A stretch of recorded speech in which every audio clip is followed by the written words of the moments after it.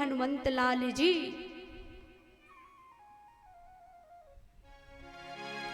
हो अब मोई भरोस हनुमंता,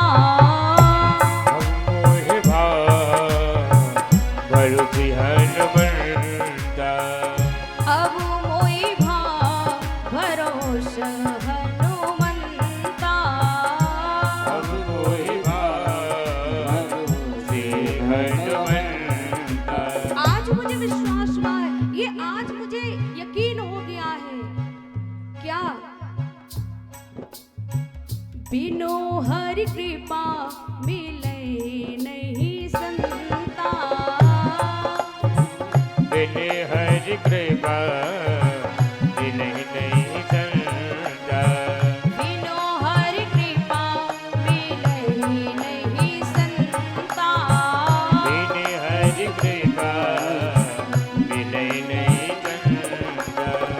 आवत यही सर अति कठिनाई,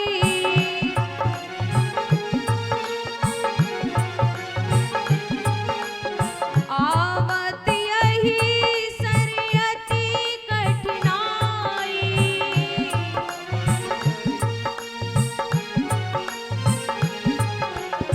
राम कृपा बिनु पाई नहीं जाई, राम कृपा बिनु पाई न जाई, राम कृपा बिनु पाई न जाई। क्या कहा? अब मोई भरोस हनुमंता, क्योंकि जो हरि कथा है, जो हरि चर्चा है, जो सत्संग है, ये बिना भगवान की कृपा के प्राप्त नहीं होता है। तो यहाँ जो चौपाई दर्शाई गई है, बताया गया है, तो 3 चौपाइयाँ।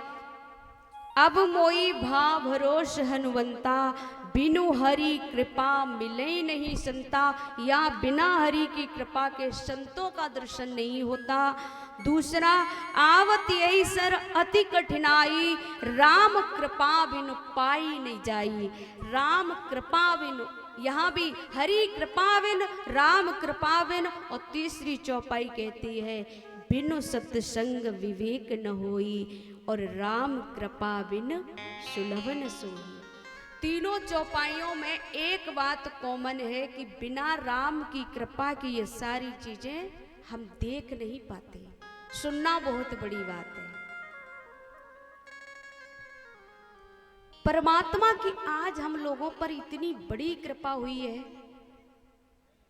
वैसे भगवान की 2 ही कृपा होती है, एक छोटी और एक बड़ी।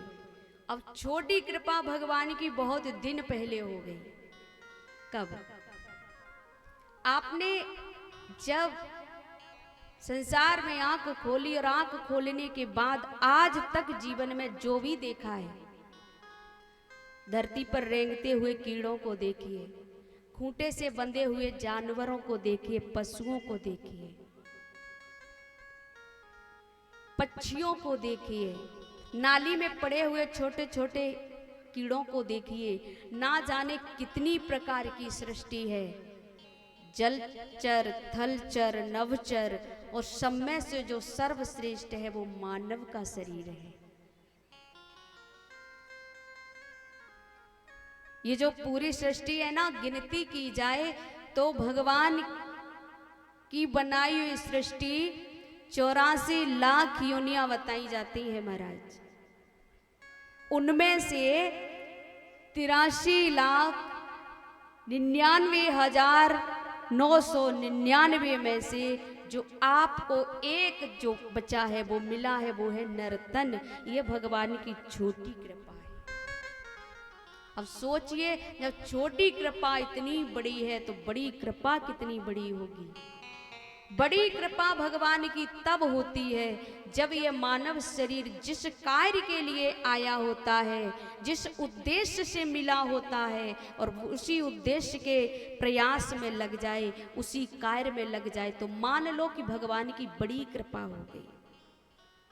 लोग कहते कि प्लाट मिल गया, नौकरी मिल गई तो भगवान की कृपा हो गई। बिल्कुल नहीं। हम लोग उसको भगवान की कृपा में ऐड कर देते हैं, लेकिन वो भगवान की कृपा नहीं है।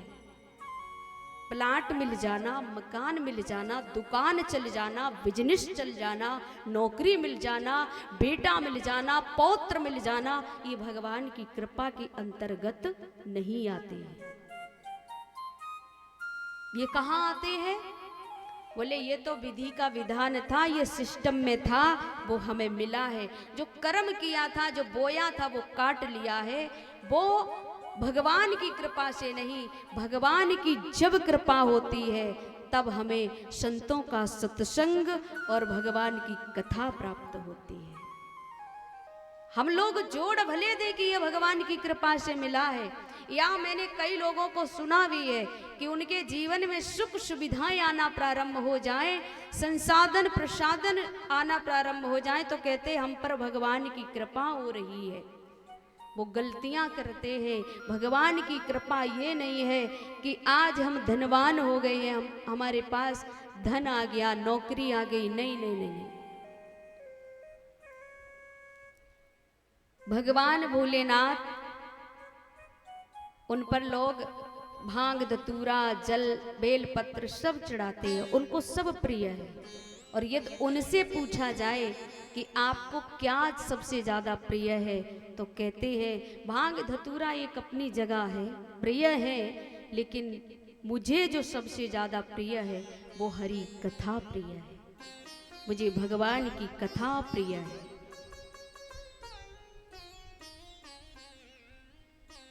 सुभाष चंद्र बोस ने एक नारा दिया था कि तुम मुझे खून दो, मैं तुम्हें आजादी दूंगा। ये राम कथा और व्यासपीठ कहती है कि तुम मुझे अपना समय दो और मैं तुम्हें असली जीवन दूं, आपको नव जीवन प्रदान करूं। कथा होती रहती है, लोगों के पास समय नहीं होता है। घर में बैठे बेचारे बातें तो करते रहते, लेकिन यहां चल करके वही आएगा जिस पर भगवान की कृपा है। कई लोग लाउड स्पीकर के द्वारा भगवान की कथा सुन रहे हैं, लेकिन इस पंडाल में जो बैठ करके कथा सुनता है उस पर भगवान की विशेष कृपा होती है। सराहो अपने सौभाग्य को, ना जाने कौन से जन्म का कौन सा पुण्य हमारा उदय हो गया जो हम भगवान की कथा में बैठ गए। व्यास गद्दी का निमंत्रण है, व्यास पीठ का निमंत्रण है। You give me 7 days, I will give you divine life. मैं आपको एक नया जीवन प्रदान करूंगी, आप मुझे अपना थोड़ा थोड़ा समय दो, समय प्रदान करो। लेकिन समस्या ये है कि सब कुछ है हमारे पास, लेकिन समय नहीं। किसी से भी बात करो, भैया आ जाते, कथा चल रही है, क्या करें बहन जी, इतना बिजी जीवन है, इतनी बिजी लाइफ है कि समय नहीं है। गाड़ी है उनके पास, कोठी है उनके पास, पद है उनके पास, लेकिन समय नहीं है। आज हमारे पास समय है, आपके पास समय है, इसलिए तो यहां बैठ गए। यहां बैठने का मतलब है एक प्रकाशमय जीवन ले जाना यहां से। जो आप एक अंधकारमय जीवन जी रहे थे, उसको बदल करके एक प्रकाशमय जीवन यहां से ले जाओ। प्रकाशमय जीवन का मतलब परिवर्तनशील जीवन बना करके जाओ। कथा सुनने से पहले थोड़ा सा कथा को जान लेते हैं, आनंद तो बहुत आएगा, क्योंकि भगवान की कथा में आनंद ही आनंद है। लेकिन कथा है क्या, कथा माने होता क्या है? तो श्रोताओं, कथा मीन्स कोई स्टोरी नहीं, कोई कहानी नहीं, कोई इतिहास नहीं है। कथा माने होता है परमात्मा के दर्शन का गारंटी पत्र। कथा सुनते सुनते भगवान के श्री चरणों में प्रेम हो जाए, कथा श्रवण करते करते भगवान से प्रेम हो जाए, कथा सुनते सुनते आपकी आंख से अश्रु धारा प्रवाहित होने लगे। जिसको भी राम जी का दर्शन हुआ, जिसको भी भगवान का दर्शन हुआ वो कथा के माध्यम से ही हुआ है। जब विभीषण राम जी के पास आए, शरणागत हुए, तो प्रभु श्री राम ने पूछा, आपका ऐसा क्या कर्म था, आपका ऐसा क्या पुण्य था, क्या सत्कर्म था जो तुम मेरे समक्ष खड़े हो। विभीषण हाथ जोड़ करके कहते हैं, प्रभु मैंने कोई पूजा पाठ नहीं किया, मैंने कोई सत्कर्म नहीं किया, मैंने कोई कथा नहीं सुनी, लेकिन मुझे एक संत की प्राप्ति हुई और संत ने जब आपके गुणानुवाद सुनाए तो उसका परिणाम ये है कि मैं आपके समक्ष खड़ा हूं। श्रवण सुजस सुनि आयो प्रभु भंजन भव भीर, त्राहि त्राहि आरत हरन शरण सुखद रघुवीर। हनुमान जी ने कथा सुनाई मुझे और मैं आपके समक्ष खड़ा हो गया, कथा के बल से मैं आपके सामने आया। सुग्रीव को हनुमान जी ने कथा सुनाई तो सुग्रीव भी भगवान के समक्ष पहुंच गया। रुक्मिणी जी ने, भागवत जी में एक प्रसंग आता है, रुक्मिणी जी ने भगवान से प्रेम किया तो कथा सुनकर के प्रेम किया। वो स्पष्ट लिखती हैं, श्रुत्वा गुणान, आपके गुणों को सुन सुन करके, श्रुत्वा गुणान भुवन सुंदर, आपको सुन करके आपके स्वरूप को पहचान लिया और आपसे प्रेम कर लिया। तो जितने भी उदाहरण हैं महाराज, सब कहते हैं कि कथा ही एक ऐसा माध्यम है जो आपको भगवान के समक्ष लाकर के खड़ा करती है। कथा ही वो रोड है जिस पर आप अपनी गाड़ी डाल दो और सीधा वो भगवान के समक्ष पहुंचाने का प्रयास करेंगे।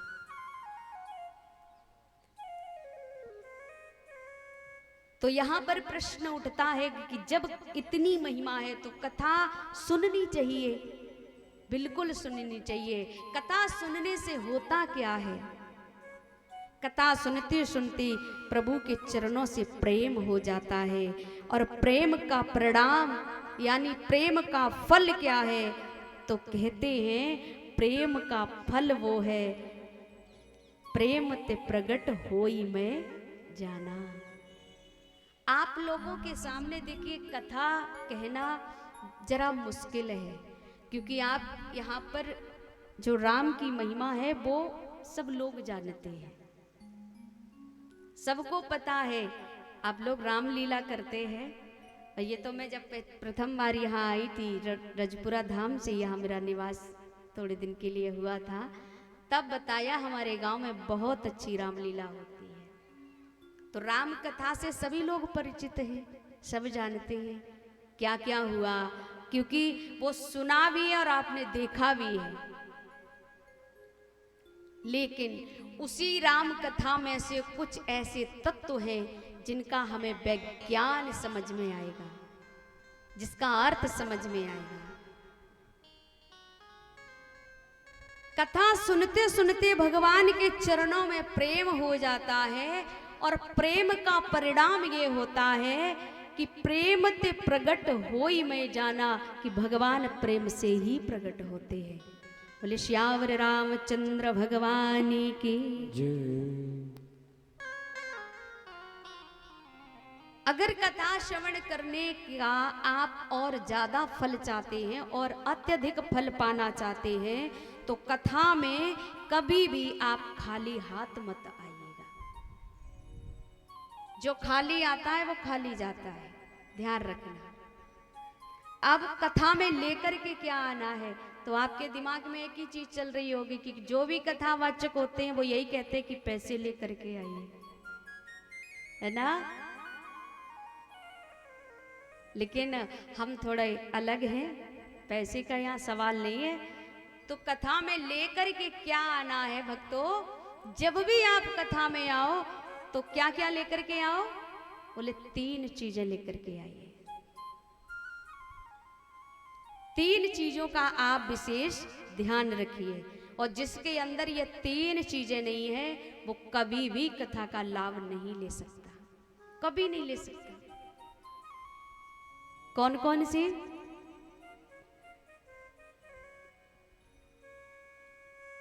जी श्रद्धा संबल रहित नहीं संतन कर साथ, तिन कहु मानस अगम अति जिनहि न प्रिय रघुनाथ। जी श्रद्धा संबल रहित नहीं संतन कर साथ, तिन कहु मानस अगम अति जिनहि न प्रिय रघुनाथ।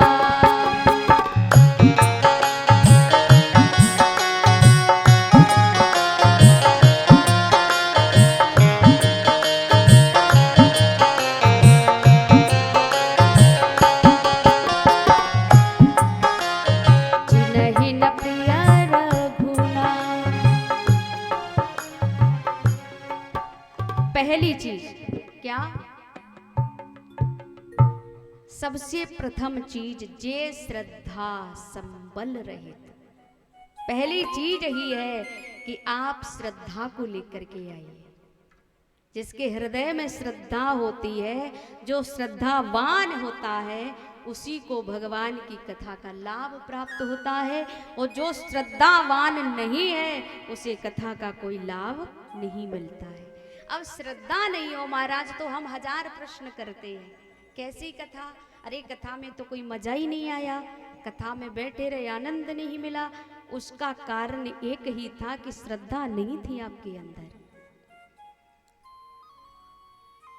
जिसके अंदर श्रद्धा नहीं होती है, कथा 7 दिन 9 दिन चलती रहती है, वो निकल के पंडाल में नहीं आता। अगर किसी को जबरदस्ती ला करके यहाँ बिठा भी दो तो वो 3 बार तो अपना सर खुजाएगा और कहेगा कहाँ भावई में डाल दियो महाराज, कहाँ लाके बिठा दिए। तो सबसे पहली चीज, पहली शर्त कथा में आने की कि आप श्रद्धावान बनो।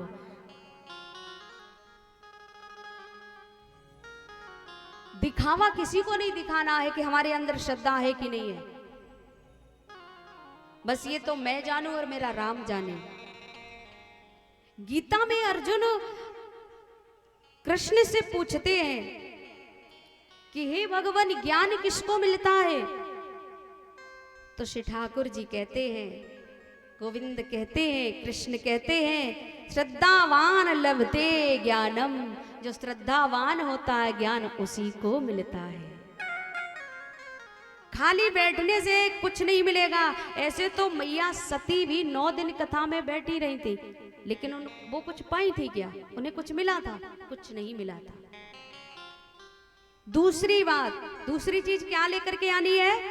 नहीं संतन करी साथ। जिसने अपने जीवन में कभी संतों का संग नहीं किया है उसे भी कथा में कभी लाभ नहीं मिलता है, वो बैठा वाले रहे महाराज। तो सर्वप्रथम श्रद्धावान बनो, दूसरा संतों का संग करो, और तीसरी बात महाराज, तीसरी शर्त, जिन्हि न प्रिय रघुनाथ। जिनको भगवान से प्रेम नहीं है, भगवान से प्यार नहीं है, वो भी कथा में कभी लाभ नहीं ले सकता।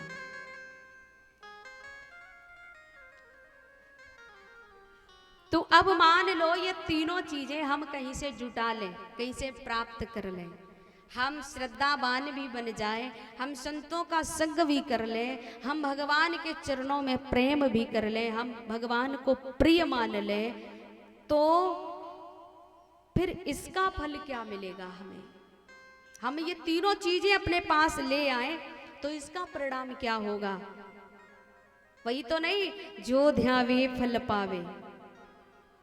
गाते हैं ना, आरती गाते हैं हम सभी अपने अपने घरों में, जो ध्यावे फल पावे, दुख विन से मन का। नहीं नहीं नहीं, ये विषय जरा हटके है। हम श्रद्धावान बन जाएंगे, हम संतों का संग कर लेंगे, संतों की संगति पा जाएंगे, हम भगवान से प्रेम भी कर लेंगे, तो इसका परिणाम हमको क्या मिलेगा? हमें 4 चीजें प्राप्त होंगी। कौन कौन सी?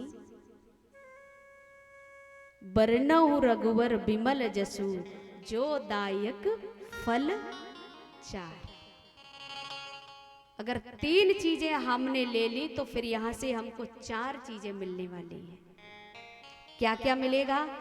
सबसे पहले हमको धर्म मिलेगा, दूसरा हमको अर्थ मिलेगा, तीसरा काम मिलेगा, चौथा मोक्ष मिलेगा। जब हम 3 चीजें लेकर के आएंगे तो यहां से 4 चीजें हमें मिलेंगी। तो कथा सुनने से आपको धर्म की प्राप्ति होगी। अर्थ का मतलब होता है धन ही नहीं है महाराज।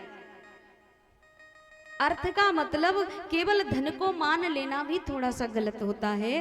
तो अर्थ का मतलब है कि हमारे जीवन की सार्थकता कहाँ है, मेरा जीवन सार्थक हो जाएगा। उसके बाद काम माने होता है हमारी कामनाएं भी पूरी होंगी, कामनाओं की भी पूर्ति हो जाएगी। चौथा है मोक्ष भी मिलेगा अंत में मुझे। तो भक्तों एक बात और भी जान लो, फल हो, मान लीजिए कि फल हो हमारे पास, लेकिन वो फल बिना रस का हो तो किस काम का? अब आपके पास संतरा हो, संतरा, और आप उसको छीलो और उसमें रस ना निकले तो वो कैसा लगेगा? स्वाद आएगा उसमें? नहीं आएगा। फल भी हो और वो रसीला भी हो, फल हो उसमें रस भी भरा हो, तो मान लीजिए कि फल अच्छा है। तो जब ये 4 चीजें हमें मिलेंगी तो इन 4 फलों का रस क्या है? तो कहते हैं गोस्वामी जी, हरि पद रति रस। चारों फलों का जूस है महाराज हरि पद रति रस। परमात्मा के चरणों में प्रीत, परमात्मा के चरणों से रति, परमात्मा के चरणों में प्रेम। मान लीजिए आपके पास सारी चीजें हो लेकिन भगवान से यदि प्रेम ना हो, भगवान के चरणों में प्रेम ना हो, मोक्ष भी मिल जाए लेकिन राम जी से प्रेम ना हो, तो अर्थ धर्म काम मोक्ष सब महाराज 2 कौड़ी के हैं, किसी काम के नहीं है। क्योंकि रस के बिना फल किसी काम का नहीं है। अर्थ धर्म काम मोक्ष ये फल हैं, लेकिन प्रभु का प्रेम इसमें रस है। आइए कथा का थोड़ा परिचय करते हैं, क्योंकि पहला दिन जो होता है वो कथा का परिचय कराने का होता है। जब तक हम किसी के बारे में जानेंगे नहीं तो उसमें हमारा उतना मन नहीं लगता है। तो भगवान से ये प्रार्थना करो, ठाकुर जी से ये प्रार्थना करो कि हमें अपने चरणों की प्रीति प्रदान करो, ताकि हम आपकी कथा में अनुरक्त हो सके और उस कथा का आनंद ले सके। आइए कथा का परिचय कराएंगे। ये है क्या, कहाँ से उत्पत्ति हुई, किसने इसको रचा है, किसने लिखा है, किसने सुना है, उसके बाद हम लोग और कथा की ओर चलेंगे। 2 मर्तबा भगवान नाम उच्चारण करें और मीठी मीठी ताली की सेवा करेंगे, है ना, प्रेम से और भाव से गाएंगे।